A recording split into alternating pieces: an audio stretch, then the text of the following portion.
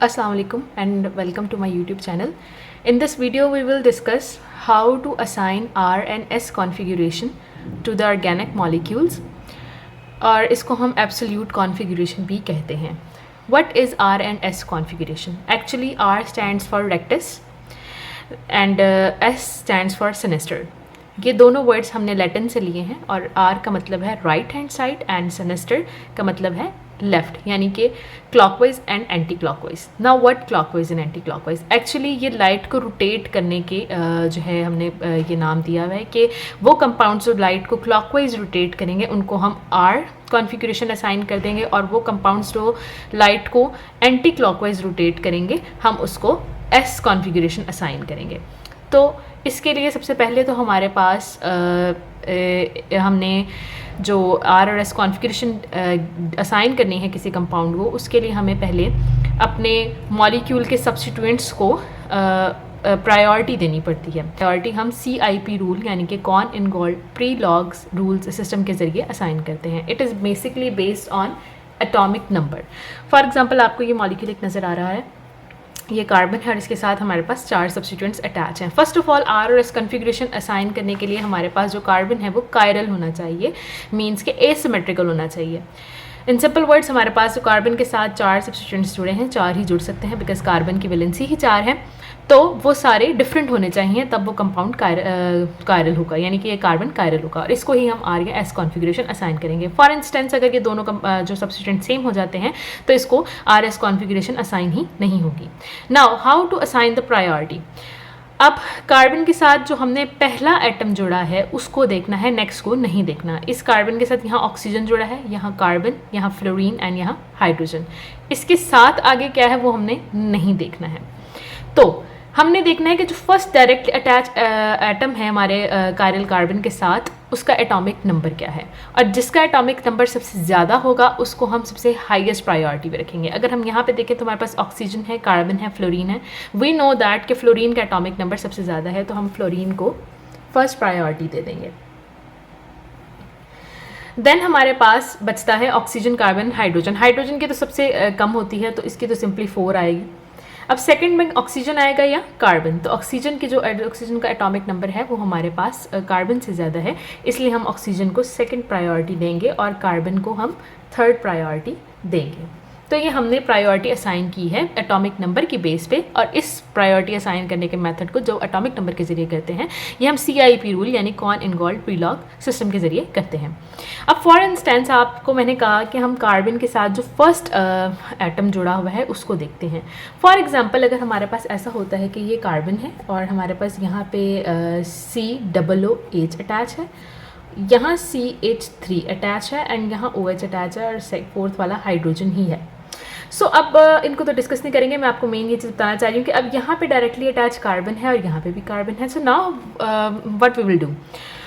अब हमने क्या करना है, जब हमारे पास पहला आइटम सेम हो जाए तो हमने उसको स्किप करके उससे नेक्स्ट वाला देखना है. ठीक है, तो अब हम नेक्स्ट वाला देखेंगे. इसका नेक्स्ट ऑक्सीजन है और इसका नेक्स्ट हाइड्रोजन है, तो किसकी एटॉमिक नंबर ज़्यादा है? ऑफ कोर्स ऑक्सीजन की, तो इसकी प्रायोरिटी 1 होगी और इसकी 2 होगी. वैसे तो असूलन इसकी 1 होगी, इसकी 2 होगी और इसकी 3 होगी. तो हमने नेक्स्ट वाला देखना है. जब हमारे पास फर्स्ट एटम सेम हो जाएं तो हम उससे नेक्स्ट एटम की तरफ मूव कर जाते हैं.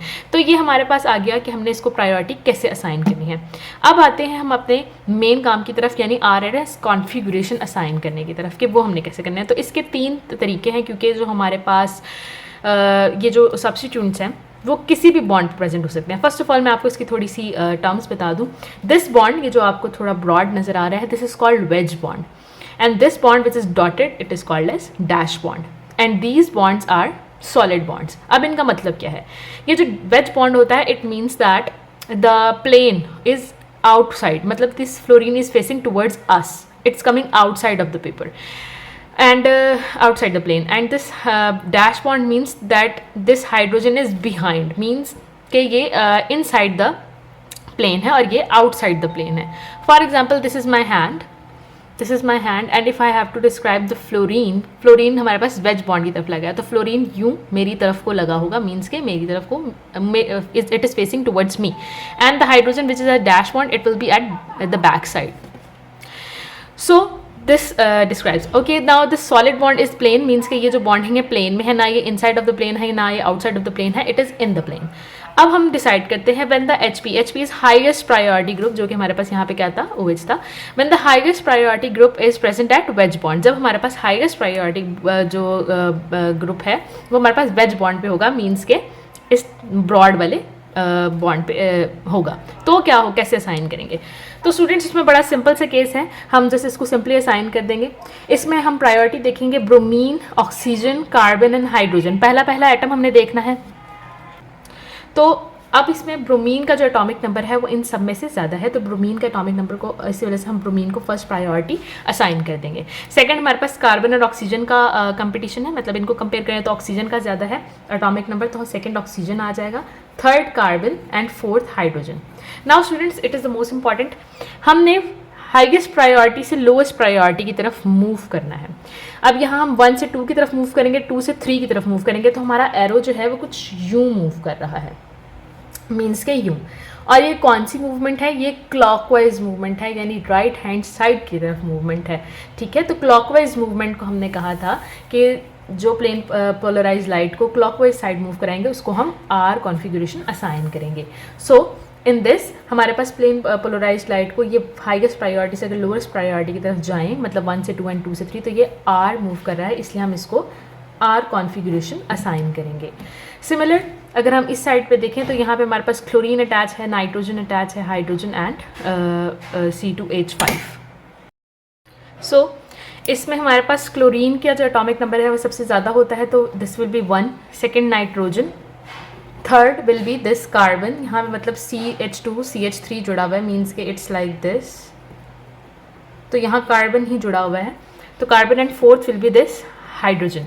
सो नाउ हम अगर हम एरो मूव करवाएं तो मतलब 1, 2 एंड 3, अब ये तो वैसे ही वेज बॉन्ड है, मीन्स कि ये बैक साइड पे मौजूद है। आपने ये नहीं समझना कि अगर हम एरो यहाँ से यहाँ मूव करवा रहे हैं तो ये हाइड्रोजन बीच में आ रहा है, ठीक है, आपने इसको कंसीडर नहीं करना। एक तो वैसे ही ये वेज बॉन्ड है, पीछे के साइड पे प्रेजेंट है, वैसे भी अगर आपने इसको इग्नोर करना है तो आपने अपना 1, 2 और 3 की तरफ मूव करना है। तो if we move towards 1, 2 and 3 means कि हम ऐसे मूव कर रहे हैं, तो ये क्या है स्टूडेंट्स?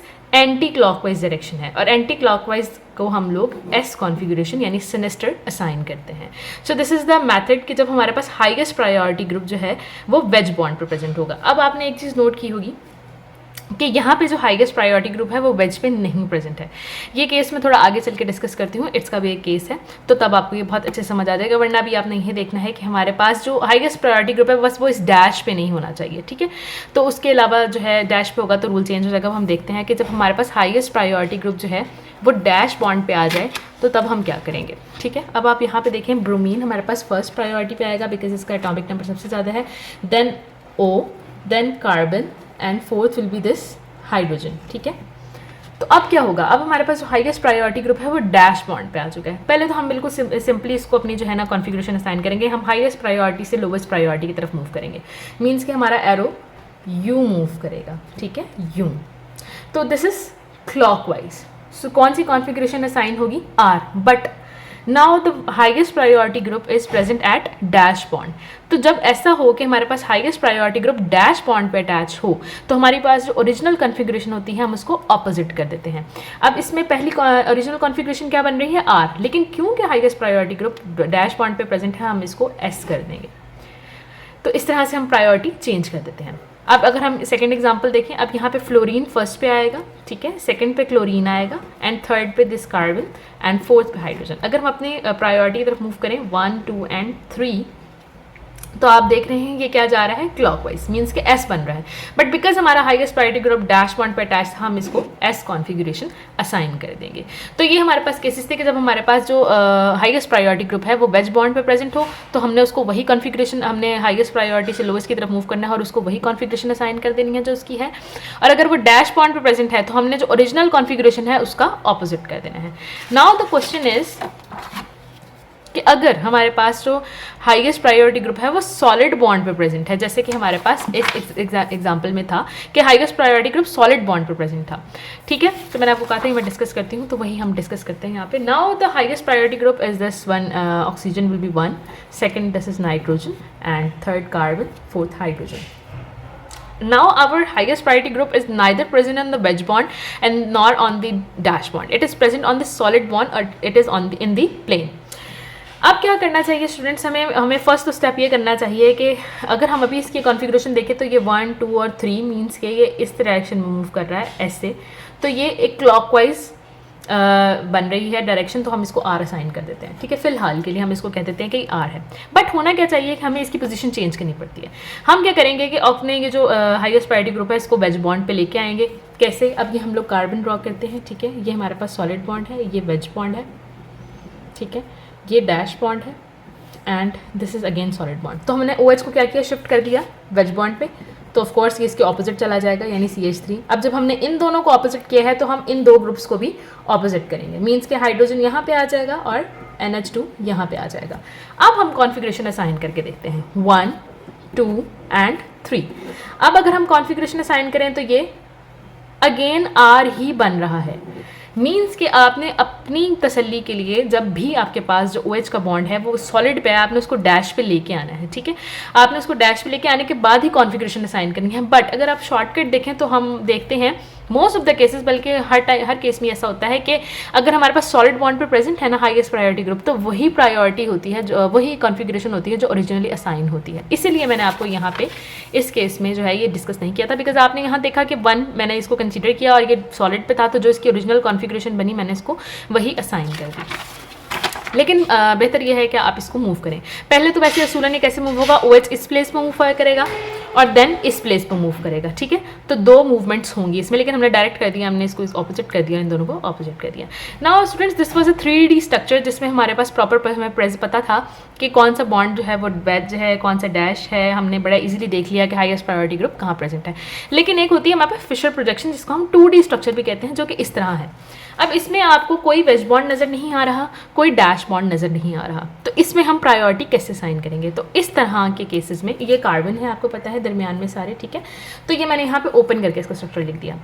इस तरह के केसेस में जो साइडों वाले जो बॉन्ड होते हैं ये वाले, ये हमारे पास वेज होते हैं, और ये जो वर्टिकल बॉन्ड होता है ये वाला ऊपर नीचे वाला, ये डैश बॉन्ड होता है, ठीक है। अब यहाँ पे अगर हम देखना चाहें तो हमारे पास ये जो हाइड्रोजन है ना, ये असल में ये वेज है, ठीक है, और ये भी वेज है, और ये हमारे पास ये डैश है। मतलब अगर हम इस कार्बन को डिस्कस कर रहे हैं तो अब मैंने यहाँ पे ज़रा ओपन करके लिखा है। अगर हम देखते हैं ये कार्बन है, ये OH है और ये सब जुड़ा हुआ है। अगर हम इसको प्रायोरिटी असाइन करें तो ये 1 आएगा, ये 2 आएगा, ये 3 आएगा। अब यहाँ पे देखें ये कार्बन था, ये भी कार्बन था, लेकिन मैंने इसको 2 क्यों दिया? क्योंकि इस कार्बन के साथ आगे ऑक्सीजन अटैच है और इस कार्बन के साथ आगे हाइड्रोजन अटैच है, तो ऑक्सीजन प्रायोरिटी में एटॉमिक नंबर में ज़्यादा है, इसलिए इसको हमने हाईएस्ट प्रायोरिटी दिया। अब इसको मूव करवाते हैं तो ये यूँ मूव कर रहा है, मीन्स के एंटी क्लॉकवाइज मूव कर रहा है, तो हम इसको एस कॉन्फ़िगरेशन असाइन करेंगे क्योंकि जो हमारा हाईएस्ट प्रायोरिटी ग्रुप है वो वेज बॉन्ड पे ही प्रेजेंट है। बट फॉर इंस्टेंस अगर हम यहाँ पे देखें तो this is 1, this is 2, this is 3। अब हम अगर इसको मूव करवाएं तो ये हमारे पास एस कॉन्फ़िगरेशन में मूव करा है, बट हमारा highest priority group dash bond पे प्रेजेंट है, इसलिए हम इसको आर कह देंगे। So this was the trick to solve this 2 dimensional structure. आप इन सारे कार्बन को यहाँ बना सकते हैं, बट जो है आपने ये देखना है लाजमी कि जो कार्बन है वो कायरल होना चाहिए।